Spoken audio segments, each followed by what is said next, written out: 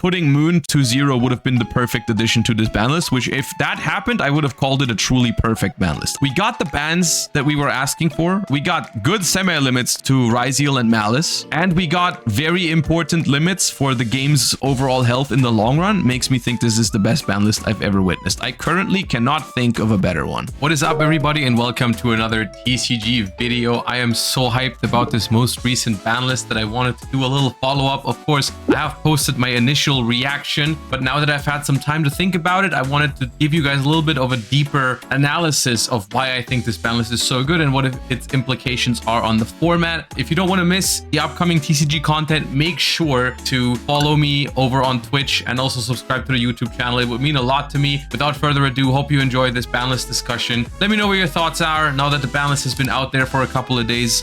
And yeah, hope you enjoy the video.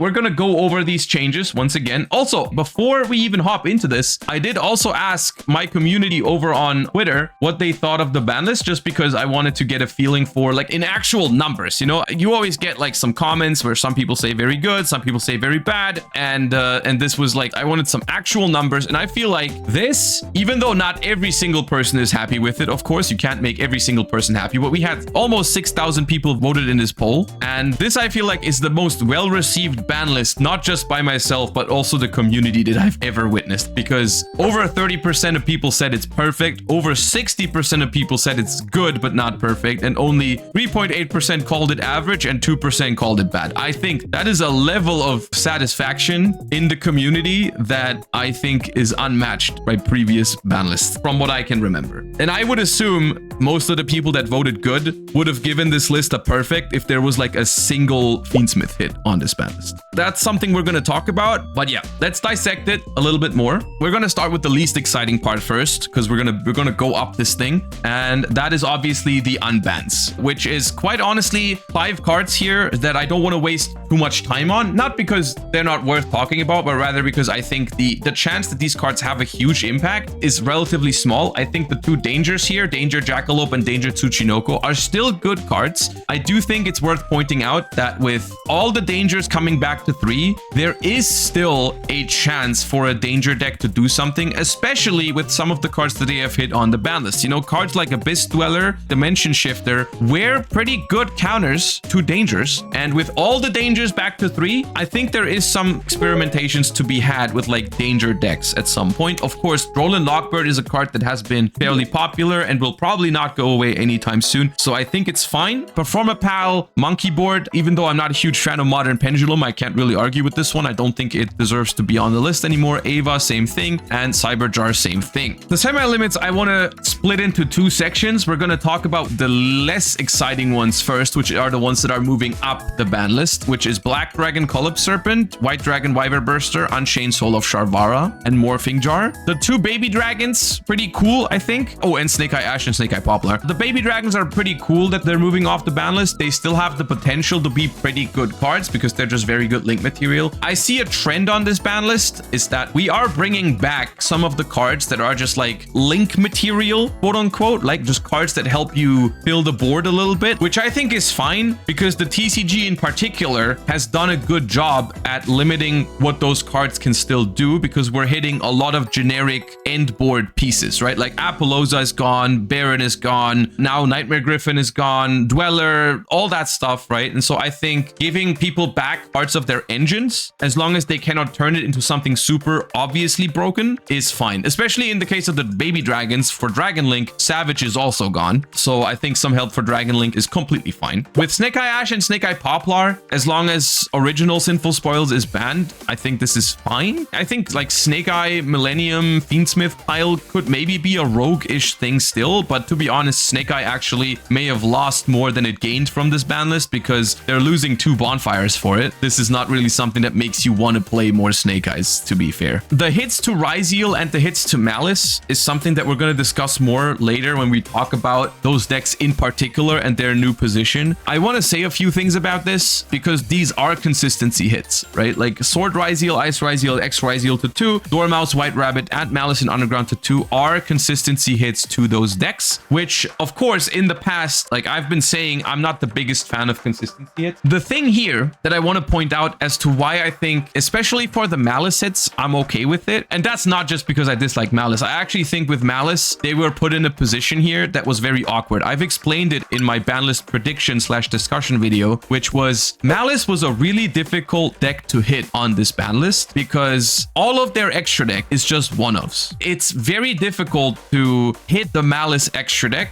because they just use the Link monsters once and then recycle them over and over and over again. If you want to hit any of their extra deck, you have to ban it. They were obviously not going to ban Whitebinder or Cryptor or Red Ransom. They wouldn't do that this quickly. I knew that was not going to happen. I knew that was unrealistic. That was not a good solution. The problem is all the other Malice cards are consistency hits. The Dormouse, White Rabbit, and Underground were the only other Malice cards they really played outside of Chessy Cat, but you can't really hit Chessy Cat. This was the only option, and I think it's fine, especially considering that Malice gets back some consistency with Alliance Insight. And then for Ryzeal, it's kind of the same thing. I do think these semi-limits are not the worst way to hit Ryzeal. I think it's fine, especially because like you have to look at them together with the other hits. And that's what we're going to do now, because of course for Ryzeal, there's also a limit in Ryzeal Detonator and Bonfire. And what this does is it actually has a lot of implications for Ryzeal, which we're going to talk about later a little bit as well. But it means you are now very heavily incentivized to play 7th Tachyon at more copies, which is obviously something that they want, but it also means the quality of Ryzeal and the ways you can play Ryzeal decrease, because Fiendsmith Ryzeal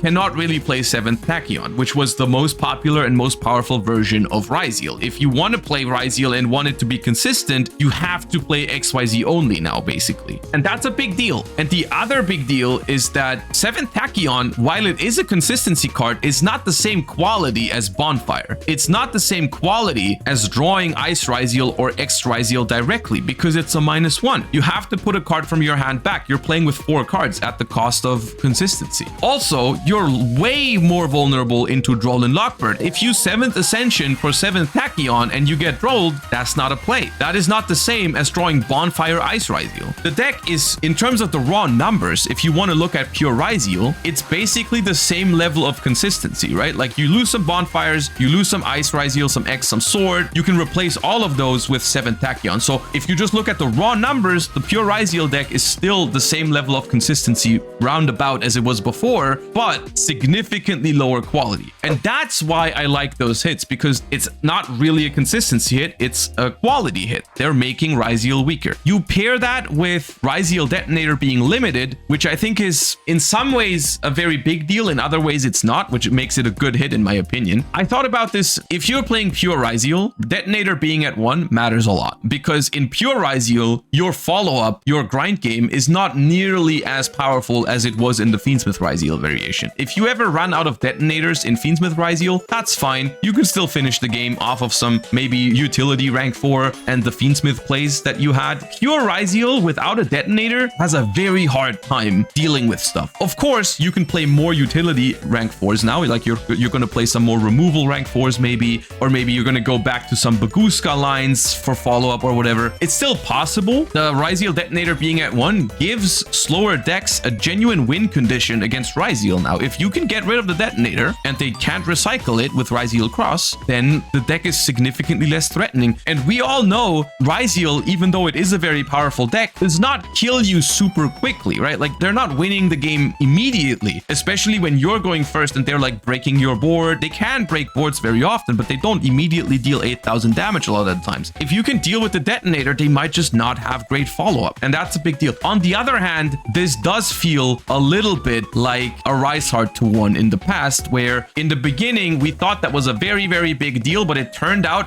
there were ways around it. And I think to an extent that's true, because I thought about YCS Houston this past weekend. Most matches that we saw Ryzeal in, we did not see the second Detonator. The first Detonator was the most important one and the most like game deciding one for sure. I think this is a good hit, but it's something that Ryzeal can recover from. And once again, same thing here. I like the fact that this list is hitting Ryzeal relatively hard. The same with Malice, which I think is very good because those decks are getting support in Alliance Insight. And both of those decks, in my opinion, post Alliance Insight are going to be completely fine. The new Star Ryzeal card and with the new Malice Adignister support, I think both of those decks will regain a lot of their consistency and a lot of their power. So hitting them in anticipation is very good. And this is something, and I mean this in the best positive way possible, this is very unlike Konami thing. To hit a meta deck that's getting support in a future set just to balance it in advance is very good. This is very healthy. This is something we've been asking for a long time. Is like, if you know that these decks they're already the best deck and they're getting more support in the future set, hit them beforehand.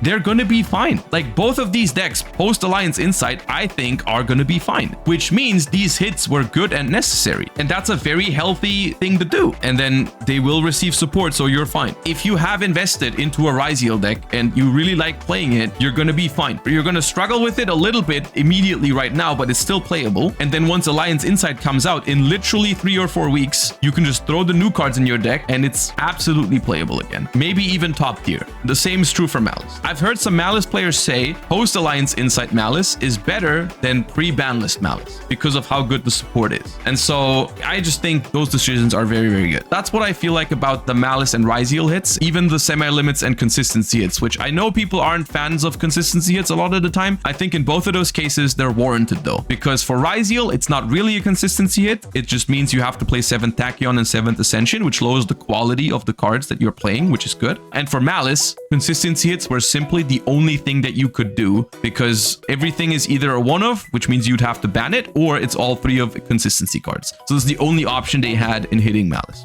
And the deck gets more consistency with Alliance Insight anyway, so it's fine. Which leaves us with the bans. The bans on this ban list are phenomenal because they are meta relevant, and also they are very, very heads up for the future as well. Like, Link Decoder was something that I suggested this in my ban list prediction discussion like weeks ago. I suggested Link Decoder, but I wasn't actually expecting them to do it. It was like, sometimes when I make ban list predictions, I just say the thing that I feel like would make the most sense from a game design perspective. And that was the case with Link Decoder. I was like, I'm gonna throw this out there because I think it's a very good way to do it. With Link Decoder, the reason why I think it's so good is exactly what I described earlier. Malice was very difficult to hit. If you don't want to ban a Malice card, there's only 2 options. Consistency hits, basically you have no options. It's consistency hits, which I didn't like, or ban one of the Link monsters, which I knew they weren't gonna do. And the only thing I could think of was ban Link Decoder and ban Nightmare Griffin, because Nightmare Griffin is like the toxic floodgate that they can end on, and Link Decoder is the thing. You won't realize this unless you've played against Malice a decent amount. Like, Link Decoder is the reason why in so many combos they just play through your stuff, because they just get a free body at a certain point in the combo after you try to hand trap them to keep them off of their board, like maybe keep them off of some resources, and then they have 1 extender and the Link Decoder, and then it was like free link material, and that enabled so much, right? Sometimes that 1 free extender can make so much of a difference. And so I'm very happy to see Link Decoder go. The thing is, you have to realize it also doesn't just affect Malice, right? This affects Cyber's slop in general for a long time. And then there's obviously Abyss Dweller and Bahamut Shark. Abyss Dweller, long overdue. I feel like that's been talked about so much. And Bahamut Shark, once again, very heads up decision. Whether this was Bahamut Shark or totally awesome, I'm gonna be honest with you, I don't think mattered that much. And this is a me personal, is I'm happy it's Bahamut Shark because I like Toad. I can understand that Shark players are upset that it's Bahamut Shark and not Toad, but I also think Bahamut Shark is the better card for Mermail to hit, because they can still make it to detach off of a water to get the Dragoon Search, which is why ultimately Bahamut Shark was probably the better hit, because I've seen Mermail players scrambling for new rank 4s to detach their Dragoons off of, and banning Bahamut Shark definitely matters, because like there's a backup plan. If you ban Toad, they can still Bahamut Shark into like the new Virtue Dragon, which is not an Omni Negate, but still pretty good. And once again, very heads up, if they ban Abyss Dweller, Mermail is gonna be a problem. And even if Mermail wasn't the most played deck in the previous format, it wasn't the most represented in Top Cut, but it kept like winning YCSs and going to top. Even Houston, it was in top 4. Very strong deck. If they ban Abyss Dweller, that deck was gonna go crazy. Banning a card from it is very, very heads up. And I'm gonna be honest with you, we're gonna talk about this more later. I think Mermail is still scary. You might even be happy about this trade-off. Everyone else loses Abyss Dweller and you lose Bahamut Shark. Mermail is fine. I think. If you want to go first with Mermail, there's still a lot of options, unfortunately, right? They can still go Mooling Glacia, Trishula, Barrier Statue. The deck itself has strong disruption, so Mermail, very strong still. The other thing that I think people might mess around with, Mermail might just be a deck that you can also go second with now. You take out a lot of your bricks for going first, like no Mooling Glacia, no Barrier Statue or whatever. You just play like going second Mermail. No one can make Dweller against you. Shifter is limited, and the new Poseidra cards is busted going second. That might be a thing. I don't know. I haven't tried it yet. Mermail going second when no one makes Abyss Dweller sounds freaking strong. But we're gonna have to wait and see. That's the thing, right? That's what you want the ban list to do. Mermail is not dead, and there is room for experimentation there, and that's interesting. That's what an interesting ban list looks like, is when most of the decks here are not dead. They just require some tinkering and some testing, and that goes for Ryziel, goes for Malice, goes for Mermail. And now we come to my favorite part of this ban list, which is in the limited section, and that is to an extent Bestial Druisworm, but mostly Dimension Shifter, Crossout Designator, and Triple Tactics Talents. The fact that these three cards are limited means a lot to me. This is a thing with Yu-Gi-Oh! Ban lists that you also have to realize. Like, yes, there is no Fiendsmith card on here, right? In my opinion, also the one negative with this list. Even though I personally am a fan of the Fiendsmith cards, I like the grindy gameplay that they enable and stuff like that. I like the Fiendsmith engine. Doesn't bother me personally, but I can understand that some people are upset about it, and I personally would have put a Fiendsmith card on there, whether it's Moon or Caesar or whatever. But the thing you have to realize, because Fiendsmith is still on there, you're not going to enjoy the next few months or whatever. If that's a big deal to you, sure. These hits, the Shifter, the Crossout, and the Talents, are not just for next format. Those are forever, probably, hopefully. I mean, maybe eventually those cards will be unhit, but like, that's something that's going to benefit us in so many formats moving forward. It's like the same reason why I was so positive about the ban list where they banned Baron and Savage, or the ban list where they banned Apollousa. It's like, yeah, those ban lists weren't perfect for Snake Eye format, but in the long run, now that Snake Eyes is gone, I'm super happy they did that like over a year ago, right? All that stuff has been handled. So you really gotta treasure these like generic card choices, in my opinion. I want to also give some context as to why I think Shifter, Crossout, and Talents are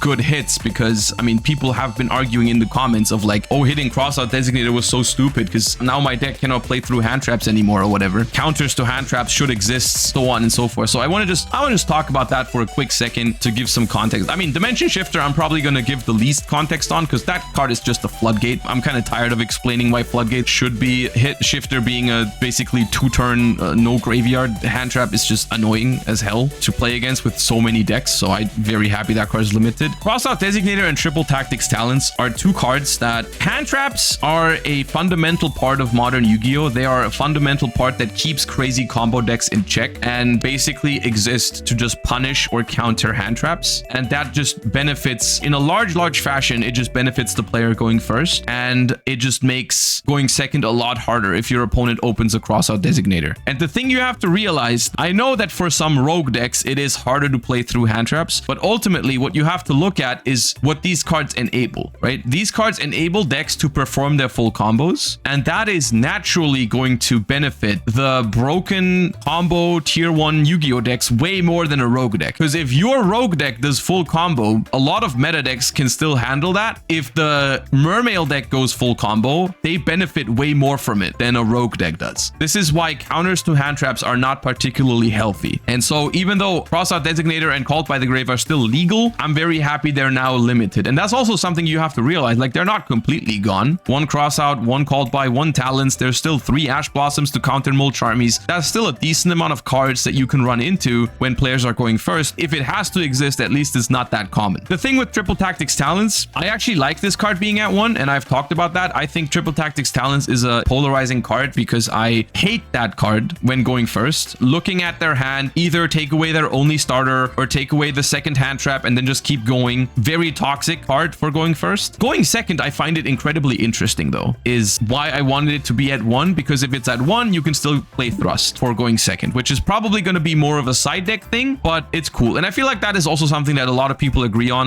There's a huge difference between that card being banned and that card being at 1, because if you play 1, you can still play 4, essentially going second, which is nice. I think that is why I like this ban list so much, is because it has those 3 cards as well, right? Not only did this ban list hit Ryziel and Malice list harder than I expected it to. Because let's be honest, the bans, for the most part, were expected. I didn't know whether they were going to actually pull through with the Link decoder and also hit Mermail while banning Abyss Dweller. It's definitely nice to see, but to an extent, these were all talked about. These were all somewhat expected. I did not expect him to hit Ryziel and Malice on top of the bans this well. On top of that, there's also a lot of limits here that I was asking for a long time that I think will benefit Yu-Gi-Oh! Beyond the next format. And that's why this is so big. That's why I'm so happy with it, even if there is something missing here. Even if Circular comes back, like, I don't even know if that really matters. I would have preferred it to stay banned, but it's something that for the overall health of the game, I'm like super happy about these changes. Druid's Realm to 1 is something that I also predicted / suggested in my latest ban list discussion, because I think it's just fair for Druid's Realm to be at 1. I think the card's quality is very high. There is good replacements for Druid's Realm. Like, if people that are doom posting about Fiendsmith being in every single deck, by the way, YCS Houston, 0 Fiendsmith in top 4, just putting that out there, that like, depending on how the format goes, there is a world where Fiendsmith is not in every single deck, even though it is going to be popular. The thing is, Fiendsmith as its own deck is just fine. Fiendsmith is more of an engine in other decks. That's the problem, I think, and that's why I would have liked to see the Moon go in particular. I don't have an issue with pure Fiendsmith, so I think Moon was the perfect ban in this. Like, they hit Fiendsmith Ryziel by limiting the amounts of Ice Ryziels you can play. Putting Moon to 0 would have been the perfect addition to this ban list, which if that happened, I would have called it a truly perfect ban list. I think it's still like 99.9% there, but yeah, once again, the combination of we got the bans that we were asking for, all of them happened basically except for Moon. We got good semi-limits to Ryziel and Malice, and we got very important limits for the game's overall health in the long run. Makes me think this is the best ban list I've ever witnessed. I currently cannot think of a better one. Even the one that happened like in like 2019 or whatever, the really big one, I do think this is the best one I've seen in my life. Let me know if you think there was a better one, but I think this is the best one I've seen.